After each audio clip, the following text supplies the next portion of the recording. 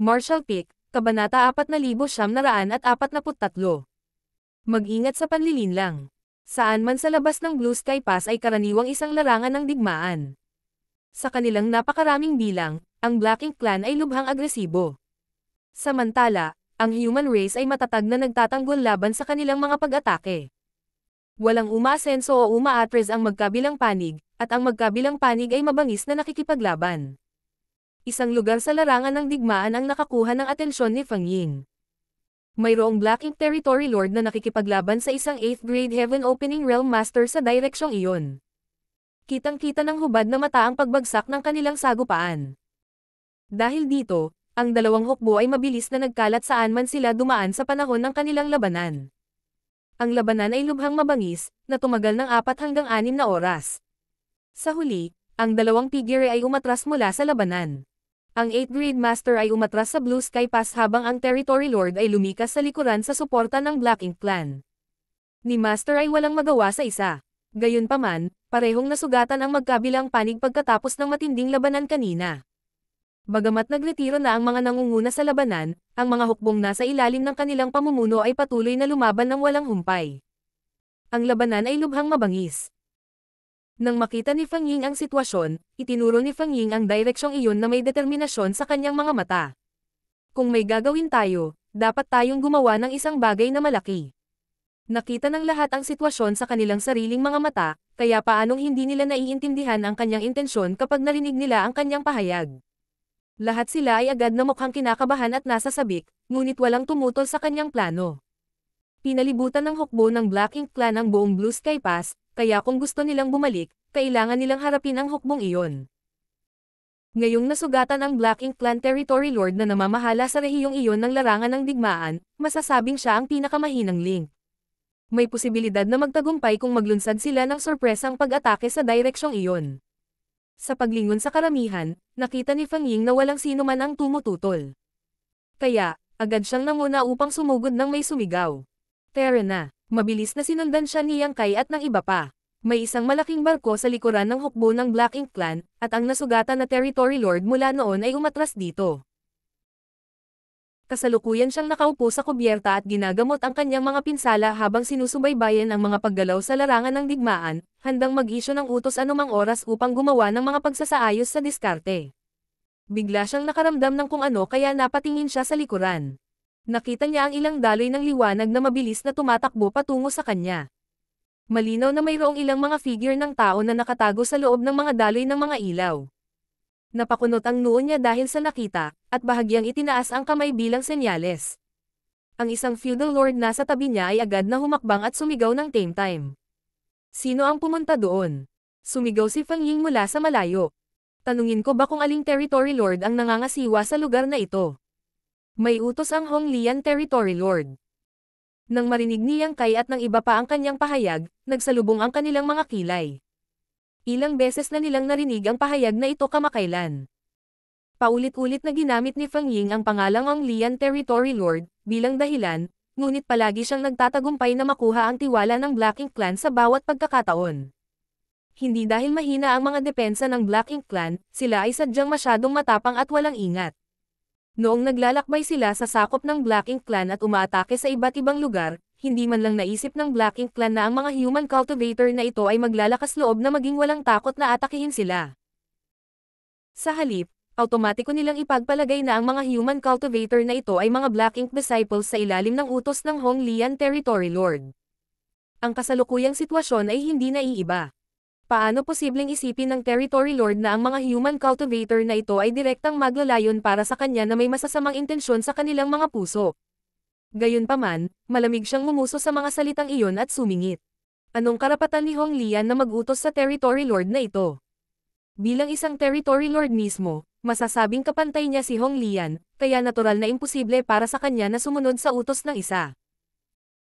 Magkagayunman, may mga pagkakataon na magtutulungan ang Territory Lords kaya naman hindi niya pinigilan ang kabilang partido na lapitan siya kahit na hindi siya masaya sa sitwasyon. Gusto niyang marinig ang sasabihin ni Hong Lian. Sa kanyang hudyat, tumabi ang feudal lord na ngayon lang nagsalita. Lumipad pababa si Feng Ying kasama ang iba, tinawag ang kanyang divine manifestation habang nasa kalagitnaan pa siya ng flight. Sa gitna ng mga tunog ng kaluskos, 1,000 metro ang haba na sword dragon ang nabuo habang walang katapusang umalangaw-ngaw ang sigaw ng espada. Sabay ding inilabas ni Shen Ao at ng iba pa ang kanilang divine abilities. Hindi pinapansin ng lahat, itinoon nila ang kanilang mga pag-atake ng direkta sa Territory Lord. Ang biglaang pagliko ng mga pangyayari ay nagpatigil sa Black Ink Clan. Maging ang reaksyon ng Territory Lord ay mas mabagal kaysa karaniwan. Ang pangunahing dahilan ay walang sino man sa kanila ang umaasa na ang mga human cultivator na ito ay magiging mga kaaway. Itinoon ng kalaban ang lahat ng puwersa nito sa paligid ng Great Pass, kaya paano naging posible na biglang lumitaw ang kalaban mula sa likuran. Sa isang iglap, lumakas ang World Force. Sumabog ang napakalaking barko, at ilang Black Ink clansmen na sakay nito ang namatay o malubhang nasugatan. Kasabay nito, ang liwanag ng hindi mabilang na divine abilities at secret techniques ay bumalot sa nasugatan na Territory Lord. Ilang sandali pa, nawala ang liwanag upang ipakita ang higanteng figure ng Territory Lord. Siya ay nasa isang kahabag-habag na kalagayan, ngunit walang tumulong doon. Ang kanyang nakaraang pakikipaglaban sa Human Master ay nagtapos sa magkabilang panig na dumaranas ng matinding pinsala. Ang palihim na pag-atake ay dumating bago pa man siya makapagsimulang gumaling o magamot ang kanyang mga sugat, at ito ay biglaang nawalan ng malay mula sa pagkabigla. Gayunpaman, ang biglaang palihim na pag-atake ay nagpagalit sa kanya ng husto at siya ay nagbigay ng galit na galit. Maglakas loob ka ba? Habang sumisigaw ay inabot niya ang kamay niya at hinawakan sila. Sa kabilang banda, kinuha ni Feng Ying ang inisyatiba upang siya ay kumilos. Ang Sword Dragon ay umikot ng napakabilis, na nagpapahintulot sa kanya na bumaril patungo sa Territory Lord na parang umiikot na tuktok. Ang libu-libong mga alon ng espada sa paligid niya ay tila may kakayahang maghiwa-hiwalay sa mismong kawalan. Final alliance siya ni Shen Ao at ng iba pa mula sa gilid, hindi pinapansin ang iba pang Black Ink clansmen sa paligid nila. Ang lahat ng kanilang mga pag-atake ay nakatuon lamang sa Territory Lord.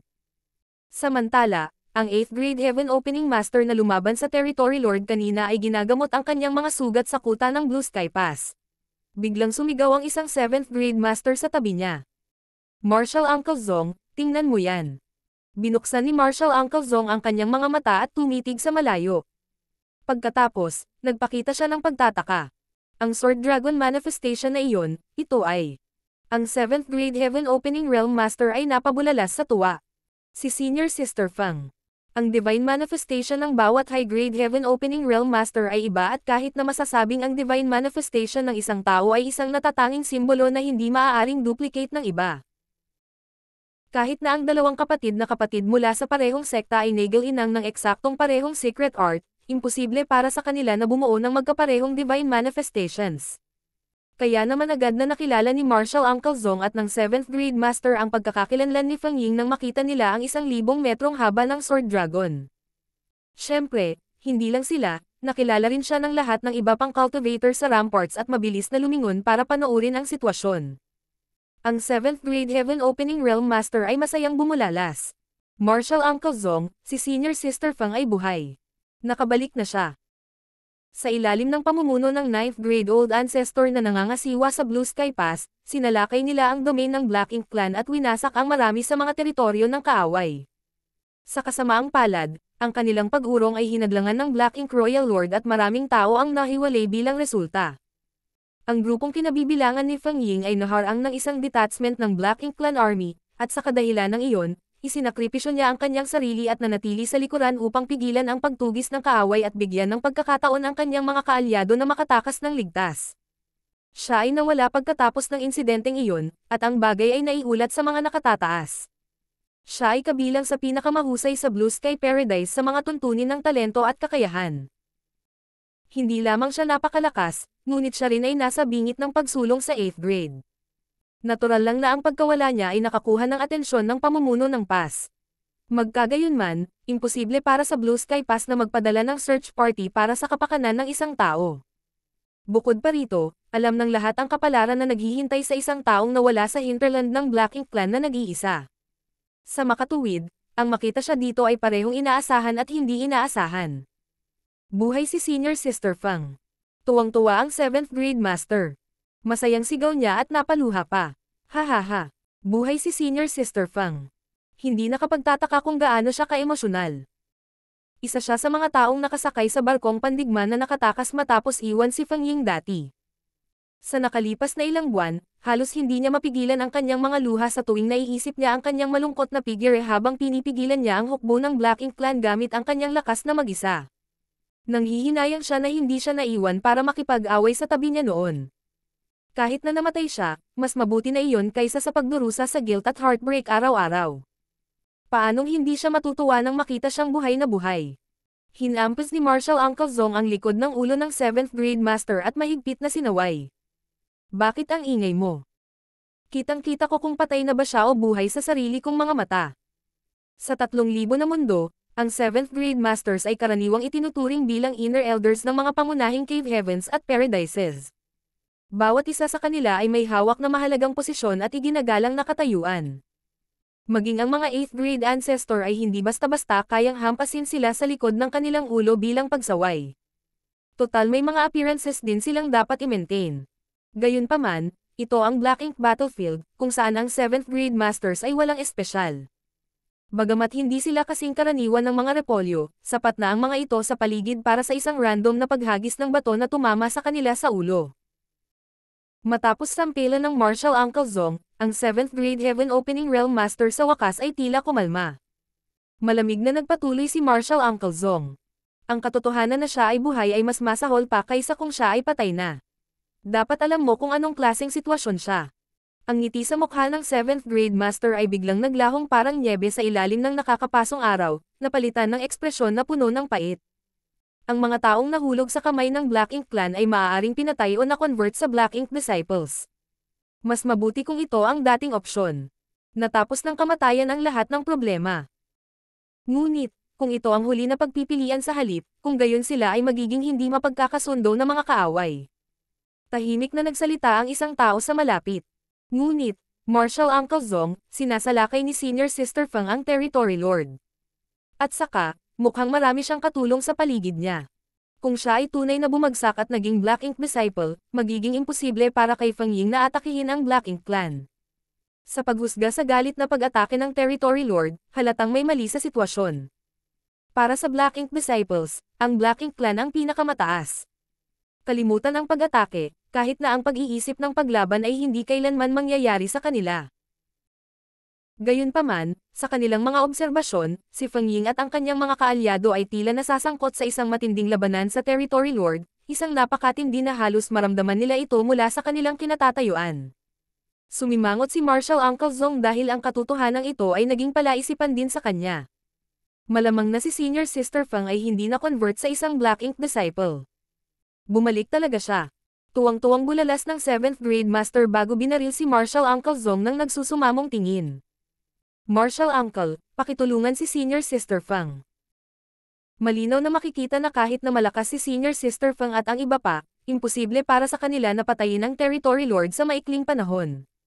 Kahit na ang Territory Lord ay nasugatan ng husto sa simula, ang isang payat na kamelyo ay mas malaki pa rin kaysa sa isang kabayo. Paano siya naging ganoon kadaling pumatay? Higit pa rito, nang mapagtanto na ang Territory Lord ay inaatake, maraming Black Ink Clansmen ang sumugod upang magbigay ng suporta. Si Feng Ying at ang iba pa ay magdurusa sa isang mapaminsalang kapalaran kapag napalibutan sila ng kaaway. Isang tingin ng pag-aalinlangan at pakikibaka ang sumilay sa mga mata ni Marshal Uncle Zong bago siya umiling. Dapat tayong mag-ingat sa panlilinlang. Kung paanong hindi inaasahan ng Black Ink Clan na ang mga human cultivator ay napakawalang ingat, hindi rin maisip ng panig ng human race ang ganoong sitwasyon. May malabong haka-haka si Marshal Uncle Zong na lahat ito ay bahagi ng plano ng Black Ink Clan na akitin ang kanilang panig na gumawa ng hakbang upang makuha nila ang pagkakataong masira ang kanilang mga depensa. Kung siya ay nalinlang sa kadahilan ng iyon, pagkatapos ay magpakailanman siyang makasalanan sa Blue Sky Pass. Gayunpaman, kalalabas lang ng mga salita sa kanyang bibig nang biglang may pagbabago sa larangan ng digmaan. Isang napakabulag na purong puting liwanag ang namukadkad na parang isang maliit na araw ang sumikat sa di kalayuan. Sa kabila ng malaking distansya sa pagitan nila, napakaliwanag ng liwanag na halos hindi nila ito matingnan. Marshal Peak, Kabanata 4944. Hindi iyon panlilinlang. Ang magkabilang panig ay nakikipaglaban sa Black Ink Battlefield sa loob ng hindi mabilang na taon, ngunit ang napakaliwanag na puting liwanag ay hindi pa kailanman lumitaw. Ang liwanag ay walang kahit katiting na karumihan at tila nakakapaglinis pa ng isip at kaluluwa. Hindi napigilan ni Marshal Uncle Zong ang bahagyang pagpikit ng kanyang mga mata at titig na titig sa direksyon na iyon. Sa tulong ng kanyang maunawang mata, malinaw na nakita ang sitwasyon doon. Isang hindi pamilyar na binata na hindi pa niya nakikita noon ay may hawak na isang bagay na parang maliit na araw sa sandaling iyon. Hindi nakakagulat na makakita ng hindi pamilyar na mukha dahil 10,000 human masters ang nakatalaga sa Blue Sky Pass. Dahil ang ilan ay namatay, ang mga reinforcement ay ipapadala upang palitan ang mga ito sa isang walang katapusang cycle, kaya imposible para sa Marshal Uncle Zong na makilala ang bawat isa sa kanila. Ang binata ay malamang na isa sa mga bagong dating na disipulo mula sa 3,000 mundo. Sa sumunod na sandali, pinanood ni Marshal Uncle Zong ang maliit na araw sa mga kamay ng binata na malakas na hamampos sa higanteng figure ng Territory Lord. Ang puting liwanag ay sumabog ng walang tunog at binalot ang Territory Lord. Kasunod niyon, ang malalaking patak ng napakaitim na kadiliman ay mabilis na lumabas sa katawan ng Territory Lord at tila siya ay agad na dumanas ng mabibigat na pinsala, ang kanyang mukha ay namimilipit sa matinding paghihirap. Maging ang kanyang orihinal na masiglang figure ay nanigas sa isang maikling sandali. Gayunpaman, ang Territory Lord ay likas na hamampos ng isang backhanded na suntok na nagpalipad sa binata, na umubo ng dugo habang siya ay natamba. Gayunpaman, sa panandaliang pagkaantala na iyon, mabilis na umikot ang Sword Dragon at nilamon ang Territory Lord sa isang matinding dagandong. Libu-libong mga alon ng espada ang umiikot sa loob ng Sword Dragon, na nagdulot ng itim na dugo na tumalsik sa kawalan. Kasabay nito, ang siksik na Black Ink Strength ay sumabog palabas na nawala lamang sa wala kapag ito ay nakipag-ugnayan sa natitirang resulta ng puting liwanag. Ang malakas na aura ng Territory Lord ay naglaho pagkatapos ng pagsalakay ng Sword Dragon. Sa ibabaw ng kuta, naramdaman ni Marshal Uncle Zong na lalabas ang kanyang mga mata sa kanilang mga saksakan. Hinahaplos niya ang kanyang balbas sa oras na iyon, at sa kanyang pagkabigla, bahagyang humigpit ang kanyang kamay at talagang hinayla ang isang kamao ng kanyang buhok. Namatay siya. Ang parehong Territory Lord na nakipag-away sa akin sa loob ng 6 na oras ay namatay ng ganoon. Natapos ang laban namin na nasugatan ang magkabilang panig, pero hindi pa rin ako makapaniwala na namatay siya. Not to mention, pinatay siya ni Feng Ying. Kung hindi niya mismo nasaksihan ang laban, hindi siya maniniwala.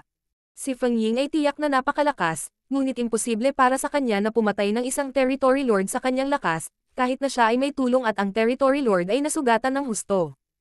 Sa sandaling iyon, napagtanto ni Marshal Uncle Zong ang pinakabuod ng problema. Dapat ang puting ilaw na iyon ang susi. Kitang-kita niya ang sakit at takot na naaninag sa ekspresyon ng Territory Lord nang bumalot sa kanya ang puting liwanag na iyon, at iyon mismo ang nagbigay kay Feng Ying ng pagkakataong mapunta sa isang nakamamatay na pag-atake. Anong klaseng ilaw iyon? Ano man ang katotohanan, hindi ito ang oras upang isaalang-alang ang mga tanong na iyon. Isang Black Ink Territory Lord ang napatay ng ilang human cultivator sa isang bagay ng paghinga. Dahil dito, maraming Black Ink clansmen ang agad na nagalit. Sila ay lumundag mula sa lahat ng direksyon sa napakaraming bilang, mabilis na pinalibutan si Feng Ying at ang iba pa ng mahigpit. Sa ibabaw ng kuta, ang 7th Grade Master ay nag-aalangan na nagtanong. Marshal Uncle Zong, ito ba ay isang uri ng panlilinlang? Pakiramdam niya ay hindi gumagana ng maayos ang utak niya. Ngayon lang niya nasaksihan ang pagkamatay ng Territory Lord, ngunit kung iyon ay isang panlilinlang ng Black Ink Clan, hindi ba masyadong mataas ang presyo? Sino ang gagamit ng buhay ng isang Territory Lord para akitin ang mga tao? Bukod dito, si Feng Ying at ang iba pa ay desperado pa ring nakikipaglaban sa Black Ink Clan sa sandaling ito. Kasunod ng pagkamatay ng Territory Lord, maraming figure ang biglang lumitaw sa paligid ng team ni Feng Ying. Ang orihinal na line-up na nabuo mula sa kakaunting tao ay agad na naging malaking grupo ng ilang daang tao. Malinaw na ang mga figure na iyon ay mga tao, at sa sandaling lumitaw sila, pinakawalan nila ang iba't ibang divine abilities at secret techniques sa Black Ink Clan. Ang Black Ink Clan ay ganap na nahuli at agad na nagdusa ng malaking casualty. Iyon ay hindi panlilinlang. Tumigil si Marshal Uncle Zong sa pag-aalaga sa kanyang mga sugat at tumayo. Gamit ang kanyang kamay, binuksan niya ang isang butas sa mga kalasag at sumigaw. Dali na sumama sa akin upang magbigay ng suporta. Buo siyang naniniwala na si Feng Ying ay hindi napinsala ng Black Ink Strength matapos masaksihan ang pagkamatay ng Territory Lord. Bukod pa rito, kung patay na ang Territory Lord na nangangasiwa sa rehiyong iyon, kung gayon ang human race ay maaaring makakuha ng malaking kalamangan sa larangan ng digmaan. Ito ay isang pambihirang tagumpay. Hindi na makaupo si Marshal Uncle Zong at walang magawa sa ganitong pagkakataon na nasa harapan niya. Pagkasabi niyon, nanguna si Marshal Uncle Zong at umabant. Hindi mabilang na mga ilaw ang mabilis na sumunod sa kanyang likuran. Sa sandaling umalis sila, ang butas sa kalasag ay mabilis na natakpan muli upang maiwasan ang Black Ink Clan na pumasok sa loob. Sa likuran ng battlefield, hinawakan ni Shen Ao si Yang Kai sa braso at nag-aalalang nagtanong. Ayos ka lang ba? Nilinggan ni Yang Kai ang kanyang ulo sa gilid at iniluwa ang isang bibig ng dugo, nakangiwi habang sumisigaw. Mabubuhay ako. Noong pinakawalan niya ang purifying light sa Territory Lord kanina, pinalipad siya ng backhand ng kaaway. Malubhang nasugatan sana siya kung hindi siya mabilis na umatras at nabawasan ang epekto. Ganun pa man, marahas na umiikot ang sigla sa kanyang katawan. Ito ay hindi maiwasan na siya ay nagtamo ng ilang mga pinsala. Sa anumang kaso, maswerte rin siya na nahuli siya ni Shen Ao sa isang napapanahong paraan. Kung hindi, siya ay ipinadala ng direkta sa gitna ng hukbo ng Black Ink Clan. Mahirap na siyang makatakas ng ligtas kung mangyayari iyon. Kahanga-hanga si Marshal Antifang. Hindi mapigilan ni Yang Kai na purihin. Bagamat ang Territory Lord ay nayanig ng purifying light, ang lakas ng Sword Dragon ni Feng Ying ang talagang nagselyado sa deal. Ang kapangyarihan ng kanyang Divine Manifestation ay sobrang nakakatakot na kahit ang Territory Lord ay namatay kaagad pagkatapos na mahuli sa kanyang pag-atake. Gayunpaman, ito ay posible lamang dahil ang Territory Lord ay malubhang nasugatan sa unang lugar. Kung siya ay nasa kanyang pinakamataas na kalagayan, hindi sana magtagumpay si Feng Ying. Kahanga-hanga ka rin. Puno ng pagsang-ayon ang ekspresyon ni Shen Ao. Hindi niya napagtanto na ang purifying light ay magdudulot ng napakaraming pinsala sa Black Ink Clan. Hanggang sa magtagumpay ang pag-atake ni Yang Kai at siya ay pinalipad na si Shen Ao ay bumalik sa kanyang katinoan. Sa totoo lang, hindi nakakaiba ng minsang naisip ito ni Shen Ao. Si Yang Kai ay gumagamit ng purifying light para ibalik ang Black Ink Disciples sa kanilang orihinal na estado at ibalik ang kanilang mental na kailanawan sa buong panahong ito. Sa madaling salita, ang puting liwanag ay ang kaaway ng Black Ink Strength. Dahil ang Black Ink Strength sa loob ng katawan ng Black Ink Clan ang pinagmumulan ng kapangyarihan nila, paano sila makakatakas ng hindi nasaktan kung tinamaan sila ng purifying light? Sa pamamagitan ng pagsasama-sama ng lakas ni Yang Kai at Feng Ying, nagawa nilang pumatay ng isang Territory Lord. Iyon ay isang kinalabasan na hindi man lang sumagi sa isipan ni Shen Ao at ng iba pa bago sila gumawa ng kanilang hakbang. Bagamat lumipat sila ayon sa mga mungkahi ni Feng Ying, hindi nila inaasahan ang marami. Sa makatuwid, ang resulta ay isang hindi inaasahang kasiya siyang sorpresa. Tamal na kalokohan. Bilisan mo at ipagtanggol ang sarili mo. Napaungol si Ning Chiji sa gilid. Kasunod ng paggalaw ng kanyang mga kamay, nagpasabog siya ng divine ability sa Black Ink Clan. Inilabas na nila ang lahat ng mga pampalakas na nagtatago sa loob ng kanilang miniature universe. Gayunpaman, mayroon lamang silang bahagyang higit sa 300 katao sa kanilang panig. Hindi rin ganoon kalaki ang kanilang kabuuang lakas. Karamihan sa kanila ay nasa 5th grade at 6th grade Heaven Opening Realm lamang. Dahil sa mabilis nilang paggalaw kanina, nagulat sila sa Black Ink Clan. Gayunpaman, ngayong nakabawi na ang Black Ink Clan mula sa kanilang unang pagkabigla, ang mga puwersa ng kaaway ay mabilis na nakabuo ng mahigpit na pagkubkob sa kanilang grupo.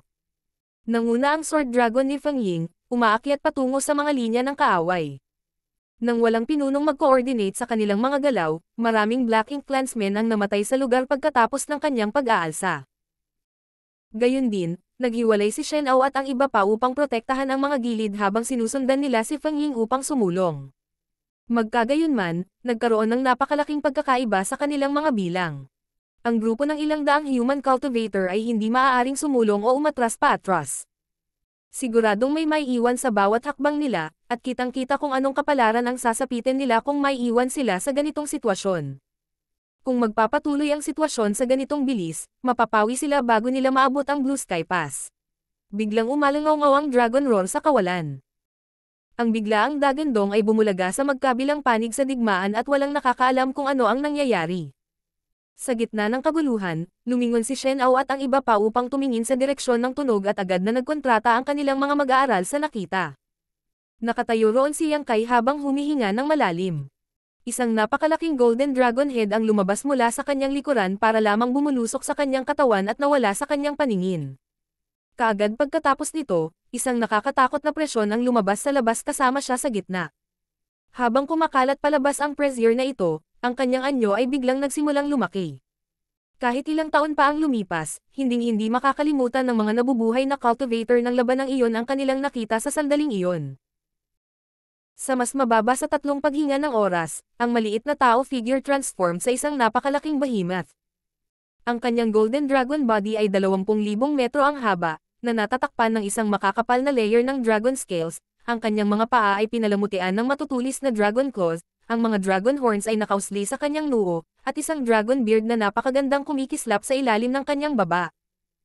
Bukod dito, ang kanyang golden dragon eyes ay kahawig ng 2 maliliit na araw na nagpapaliwanag sa universo at tumagos sa kadiliman sa larangan ng digmaan. Isang great dragon.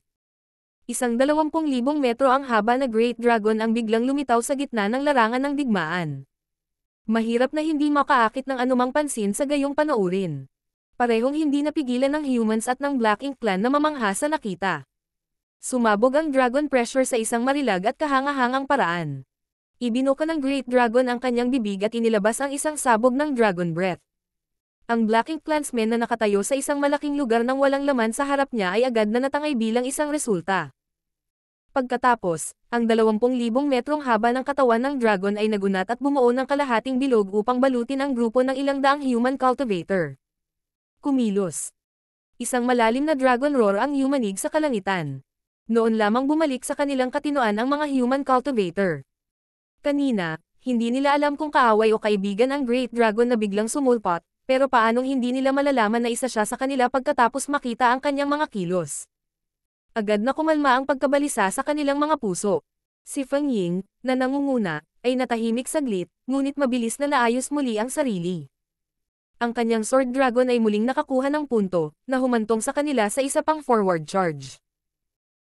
Ang hukbo ng Black Ink Clan ay walang habas na nagpasabog ng mga pag-atake sa kanila mula sa lahat ng direksyon, ngunit karamihan sa barrage ay hinaranggan ng napakalaking dragon. Habang nagtitiis ang dragon, matatag ang kanilang mga depensa. Imposibleng saktan sila nang hindi sinisira muna ang dragon.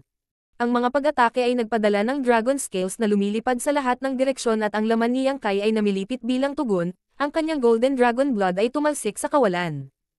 Hindi nagtagal at wala nang natitirang pwesto na hindi nasaktan sa kanyang 20,000 metrong dragon body. Gayunpaman, hindi nagpatinag ang Great Dragon. Gaano man kalubha ang mga sugat na natamo niya, si Yang Kai ay patuloy na nagbigay ng pinakamatibay na depensa upang protektahan ang pasulong na singil ng mga human cultivator. Kasabay nito, hinawakan ni Yang Kai ang Asher Dragon Spear sa kanyang Dragon Claw. Ang artifact na ito na nakuha mula sa Giant Spirit God Ada ay naglalaman ng tila walang limitasyong kapangyarihan. Higit pa rito, maaari itong lumiit o lumaki sa kalooban. Sa sandaling ito, ang orihinal na 3 metrong haba ng sibat ay naging isang 10,000 metrong haba ng sibat sa pagkakahawak ng Dragon Claw ng Great Dragon. Sa gayong sandata, hindi na kailangang gumamit ng anumang divine ability o secret technique. Kahit na ang Supreme Limitless Spear Arts ni Yang Kai ay hindi kailangan dahil ang isang simpleng pagwawalis ng sibat ay nagdulot ng pagkawasak sa libo-libong metro ng larangan ng digmaan. Hindi mabilang na Black Ink Clansmen ang nasugatan, at ang mahihina ay napatay sa lugar. Ang nakapaligid na hukbo ng Black Ink Clan ngayon ay lubos na natakot. Hindi dahil hindi pa sila nakipaglaban sa isang divine spirit noon pa man. Bagamat hindi marami sa kanila, mayroong mga divine spirit sa Black Ink battlefield. Bukod dito, ang bawat isang divine spirit ay isang napakalakas na pag-iral na nagdulot ng malaking pagkatalo sa Black Ink Clan sa tuwing sila ay nakikibahagi sa labanan. Gayunpaman, ang isang divine spirit na may hawak ng napakalaking artifact ay ganap na hindi narinig. Kahit na ang hitsura ng isang Great Dragon ay lubos na nagpalakas ng moral ng human race, hindi ito nagtagal. Ang momentum ng kanilang pagsingil ay nanatiling naharang. Ang Sword Dragon sa pangunguna ay nalaglag, at si Feng Ying na nakatago sa loob ay nalantad. Maging ang Great Dragon na nagpoprotekta sa kanila ay tuluyan ng nabugbog. Sa harap nila, ang masikip na hukbo ng Black Ink Clan ay hamarang sa kanilang daan pasulong na parang nagkukumpulang bagyo na hindi mapapawi. Sa bilis na ito, hindi nila maaabot ang Blue Sky Pass bago sila mapagod at mapahamak. Sa sandaling iyon na ang isang malaking kaguluhan ay nagmula sa likod ng hukbo ng Black Ink Clan. Ang mga ilaw mula sa hindi mabilang na divine abilities at secret techniques ay kumikinang ng maliwanag sa madilim na kadiliman, na nagniningning ng gabay na liwanag sa mga nakaligtas na tao. Martial Peak, Kabanata 4945. Lahat ng puwersa, atake. Ang kaguluhan sa likod ng hukbo ng Black Ink Clan ay agad na nakakuha ng kanilang atensyon. Nang tumingin si Shen Ao sa direksyon na iyon, agad siyang natuwa at tuwang-tuwa na sumigaw. Maghintay ka pa. Ang mga reinforcement mula sa Blue Sky Pass ay dumating upang tulungan kami. Ang iba na nakulong at nagpupumilit na sumulong ay agad na nakaramdam ng pag-angat ng kanilang espiritu sa mga salitang iyon. Kasabay nito, ang kanilang mga pag-atake ay lalong naging walang humpay upang pigilan ang opensiba ng Black Ink Clan. Maraming tao ang sumulyap sa sugatang Great Dragon sa tabi nila na may tame time at nagpapasalamat na mga ekspresyon. Malaking kabiguan sana ang naranasan nila kung hindi ginamit ng Great Dragon ang kanyang matigas na katawan bilang proteksyon na kalasag. Hindi lang niya na-block ang karamihan sa mga pag-atake ng Black Ink Clan, ngunit inilayo din niya ang Black Ink Strength para hindi sila magambala ng pag-aalala na mapinsala. Ang kanyang mga pagsisikap ay nagbigay daan sa kanila na lumaban hanggang sa nilalaman ng kanilang puso ng walang anumang pag-aalala. Ang mga masters na sumugod sa Blue Sky Pass ay nagdulot ng malaking kaguluhan para sa Black Ink Clan. Bilang resulta, kinailangan ng Black Ink Clan na hatiin ang kanilang puwersa para harapin ang paparating na kalaban. Sa ganitong paraan, nabawasan ng husto ang pressure na nagpapababa kay Yang Kai at sa iba pa. Ang Sword Dragon ni Feng Ying sa pangunguna ay mabilis na umabant muli. Nakasakay sa alon, nalagpasan niya ang blockade ng Black Ink Clan Army at gumawa ng pincer attack kasama ang mga tao mula sa Blue Sky Pass. Hindi nagtagal ay nagkita na ang magkabilang panig. Bahagyang itinaas ni Yang Kai ang kanyang dragon head at tumingin sa direksyong iyon. Ang nangunguna ay isang matandang lalaki. Ang kanyang mga pag-atake ay brutal, at ipinakita niya ang aura ng isang 8th grade Heaven Opening Realm Master. Halatang-halata na siya ang dating nakikipaglaban sa Black Ink Clan Territory Lord ngayon lang. Natapos ang laban sa isang tabla kung saan ang magkabilang panig ay lubhang nasugatan. Walang sinasabi kung saang cave heaven o paraiso nagmula ang figure ng ancestor na ito. Gayunpaman, malinaw na nakilala ni Feng Ying ang taong ito at isang sigaw ang lumabas mula sa loob ng Sword Dragon. Martial Uncle Zong. Bahagyang tumango si Martial Uncle Zong sa kanya. Ang kanyang mga tingin ay dumaan sa napakalaking dragon form ni Yang Kai, ngunit wala siyang oras para magsabi ng kahit ano. Sandaling nanginig ang espasyo sa paligid niya, at isang marahas na puwersa ang lumabas upang itulak pabalik ang Black Ink Clan sa paligid bago siya sumenyas ng malakas. Umalis kayo. Sa likuran niya, iba't ibang barkong pandigma ang lumapit at pinaandar ang kanilang mga kalasag. Hindi na kailangan ng anumang utos o pagpapadala. Ang 5th grade at 6th grade Heaven Opening Realm Masters na protektado ng Great Dragon ay mabilis na nakalusot sa mga barkong pandigma. Hindi sumunod si Shen Ao at ang iba pang 7th grade Masters dahil hindi na nila kailangang hiramin ang lakas ng mga barkong pandigma. Maaari nilang ipagtanggol ang kanilang sarili ng maayos habang humaharap sa napakalaking halaga ng pinsala. Gayon din, hindi pumasok si Yang Kai. Bahagyang umindayog ang kanyang katawan ng Great Dragon, at ang isang kisap mata ng kanyang dragon tail ay tumawid sa isang malaking bahagi ng kawalan. Pumunta ka, sigaw ni Martial Uncle Zong. Ang maraming barkong pandigma ay gumawa ng landas ng pag-urong, na nagmamadali patungo sa Blue Sky Pass. Si Feng Ying, Shen Ao, at ang iba pa ay nakabantay sa gilid habang sina Martial Uncle Zong at Yang Kai ang nag-akyat sa likuran. Ang Black Ink Clan Territory Lord na namamahala sa lugar na ito ng battlefield ay patay na, kaya kahit na may ilang Black Ink Clan Feudal Lords na maaaring mag-issue ng mga order, ang Black Ink Clan sa rehiyong ito ay karaniwang nasa walang leader na estado sa ngayon. Nahaharap sa agresibong breakout mula sa Blue Sky Pass, hindi sila nakabuo ng isang epektibong blockade. Sa daan, ang Black Ink Clan ay dumanas ng napakalaking casualty sa kanilang kalagayan. Hindi nagtagal ay nakarating na sila sa Blue Sky Pass kung saan bumukas ang isang butas sa defensive barrier at mabilis na pumasok ang mga barkong pandigma. Saka lamang sila maituturing na ligtas. Samantala, ang hukbo ng Black Ink Clan ay nagpatuloy sa kanilang pagtugis, malinaw na ayaw tumanggap ng pagkatalo. Nang makitang ligtas ang lahat, biglang umikot si Yang Kai na umaakyat sa likuran. Ang kanyang 20,000 metrong dragon body ay armado ng 10,000 metrong haba ng Asher Dragon Spear. Sa isang malawak na sweep, ang Black Ink Clan na nag-charge pasulong ay naputol na parang nag-aani siya ng trigo, at isang malaking lugar sa kawalan ay natangay sa isang iglap. Hindi pa tapos si Yang Kai nang yumanig ang isang dragon roar sa kalangitan.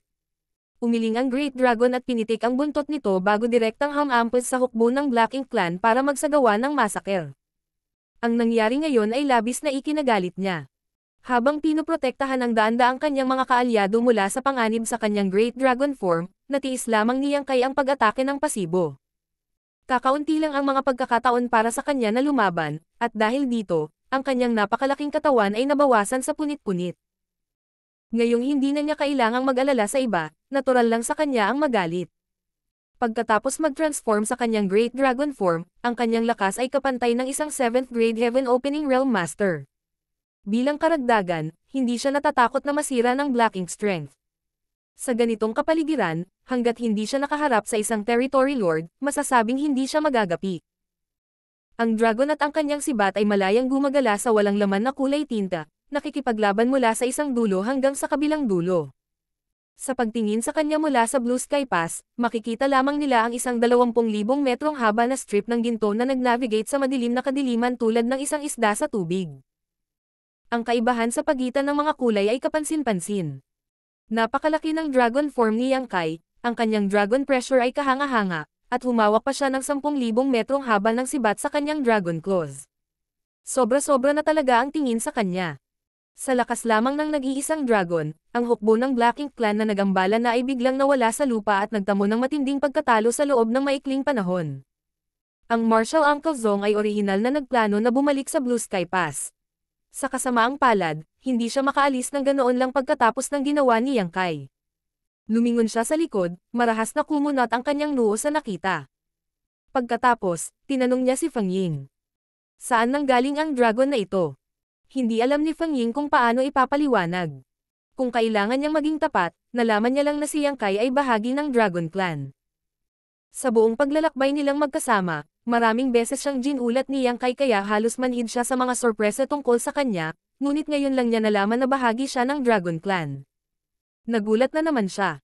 Bilang tugon sa tanong ni Martial Uncle Zong, ang tanging naisagot niya ay, hindi ko rin alam kung saan siya nanggaling. Nakilala ko siya sa loob ng domain ng Black Ink Clan. Mahabang kwento. Bahagyang napangiti si Martial Uncle Zong. Sa lohikal na pagsasalita, imposibleng lumitaw ang Dragon Clan sa Black Ink battlefield kahit na marami pang mga Divine Spirit na nakakalat. Binantayan ng Dragon at Phoenix Clans ang No Return Pass, isang napakabigat na responsibilidad.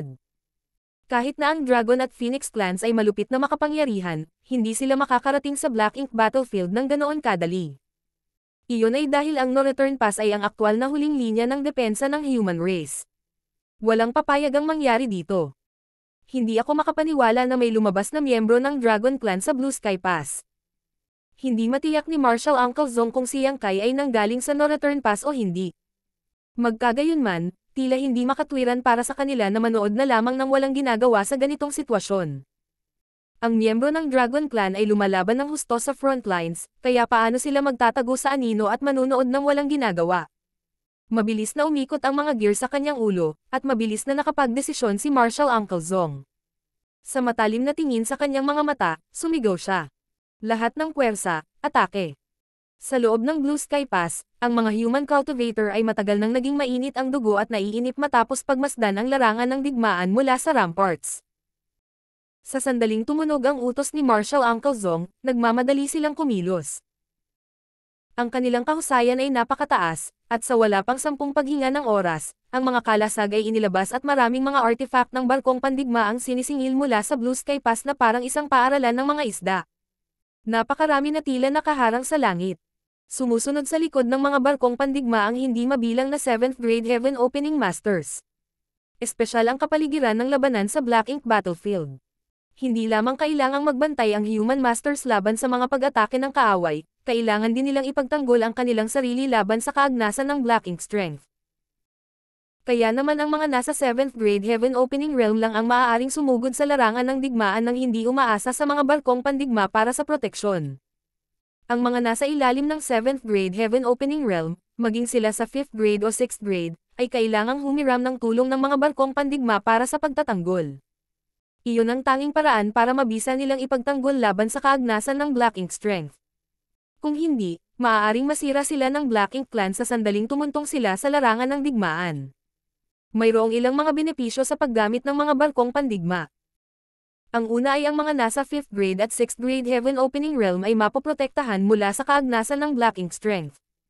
Hanggat hindi nasira ang barkong pandigma, hindi sila mapipinsala ng Black Ink Strength.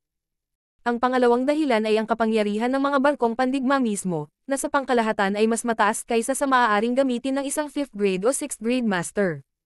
Maraming barkong pandigma ang may mga nakakasakit at nagtatanggol na array na maihahambing sa maaaring gawin ng isang 7th grade master. Sa ganoong paraan, pinahusay din nila ang lakas ng human race. Ang human race ay lumalaban sa Black Ink Clan sa loob ng hindi mabilang na taon mula noong sinaunang panahon. Sa makatuwid, mayroon silang sariling mga diskarte kung paano haharapin ang Black Ink Clan. Hindi pinayagan ni Marshal Uncle Zong ang maraming barkong pandigma na samahan siya ngayon sa rescue mission para tulungan si Fang Ying at ang iba pa. Sa kabaligtaran, sa ilalim ng utos ng isang ganap na pangharap na pag-atake, ang lahat ng mga sundalong maaaring pakilyusin ay ipinadala sa labanan. Tanging ang mga kinakailangan upang maprotektahan at mapanatili ang mga operasyon ng Great Pass ang naiwan.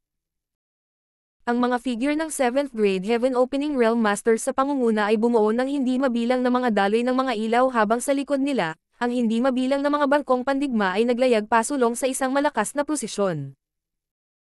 Ang Black Ink Clan, na kasalukuyang kumukubkob sa Great Dragon, ay mabilis na natuklasan ang paggalaw na nagmumula sa Blue Sky Pass. Sa utos ng mga feudal lords, ang hukbo ng Black Ink Clan sa likuran ay tumalikod upang salubungin ang kalaban.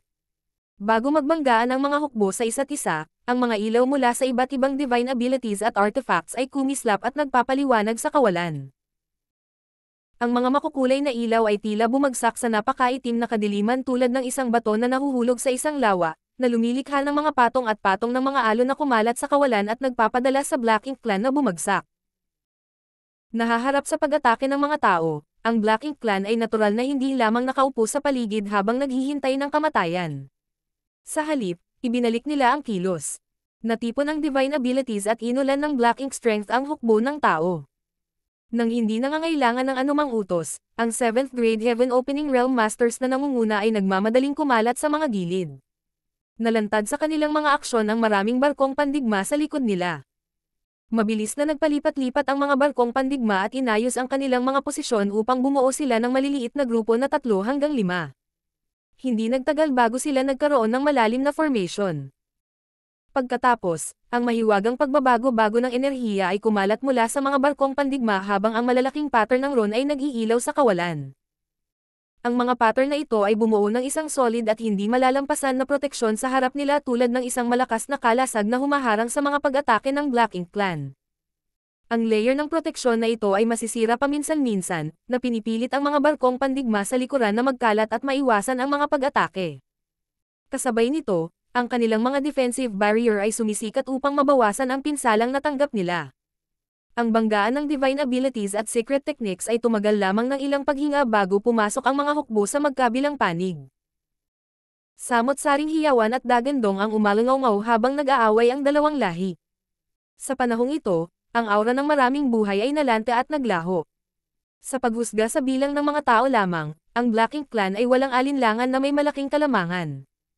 Mayroon silang halos 10 beses na mas maraming tao kaysa sa human race.